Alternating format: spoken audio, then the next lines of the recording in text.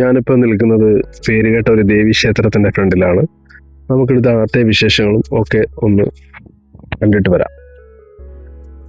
അതായത് കോവിലിനുള്ളിലോട്ട് കയറുന്ന കവാടമാണ് ഇത്. മലയാലപ്പുഴ ദേവീക്ഷേത്രമാണ്. ഇത് കേരളമൊട്ടാകെ അറിയപ്പെടുന്ന, എല്ലാവർക്കും അറിയാവുന്ന ഒരു ക്ഷേത്രം തന്നെയാണ്. ഇവിടെ 5 മലകളുടെ അമ്മയായിട്ടാണ് മലയാലപ്പുഴ അമ്മയുടെ പ്രതിഷ്ഠിച്ചിരിക്കുന്നത്. പരാശക്തിയായ ഭദ്രകാളിയാണ് ഇവിടുത്തെ പ്രതിഷ്ഠ. 1000 വർഷത്തിലധികം പഴക്കമുണ്ട് ഈ ക്ഷേത്രത്തിന്.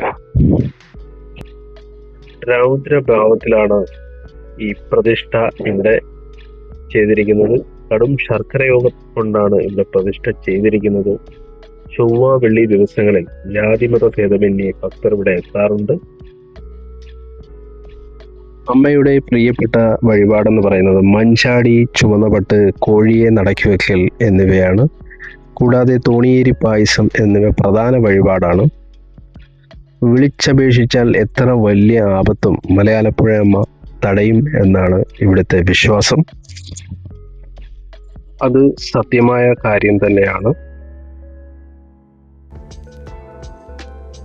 പിന്നെ പ്രധാനപ്പെട്ട ഒരു കാര്യം, ഇവിടെ കൊല്ലൂർ മൂകാംബിക ചൈതന്യം തന്നെയാണ് മലയാലപ്പുഴ അമ്മയുടെ ഐതിഹ്യം. തുടർച്ചയായി 9 വെള്ളി ദിവസങ്ങളിൽ ദർശനം നടത്തിയാൽ ആഗ്രഹസാഫല്യം ഉണ്ടാവും എന്നത് തീർച്ചയാണ്. പത്തനംതിട്ട നഗരത്തിൽ നിന്ന് 7 കിലോമീറ്റർ മാത്രം അകലെയാണ് ഈ ക്ഷേത്രമുള്ളത്.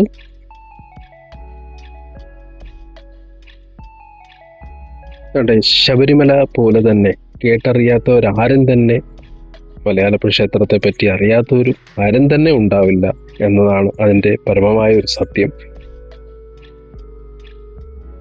ദ്രാവിഡ ക്ഷേത്രത്തിലെ പ്രത്യേകതയായ പൊങ്കാല ഉത്സവം ഇവിടെ തന്നെയാണ്. അപ്പോൾ എല്ലാവരും ക്ഷേത്രത്തിലേക്ക് വരിക. വന്നിട്ടുള്ളതാണെന്നറിയാം, എങ്കിലും എല്ലാവരും എത്തുക, പ്രാർത്ഥിക്കുക. എല്ലാവർക്കും ഐശ്വര്യം ഉണ്ടാകട്ടെ എന്ന് പ്രാർത്ഥിച്ചുകൊണ്ട് എല്ലാവരും കമൻറ്റ് ചെയ്യുക. വന്നിട്ടുള്ളവരെല്ലാം കമൻറ്റ് ചെയ്യുക, ഷെയർ ചെയ്യുക. അപ്പോൾ ഇനിയും ഒരു വീഡിയോയുമായി എത്തുന്നതായിരിക്കും.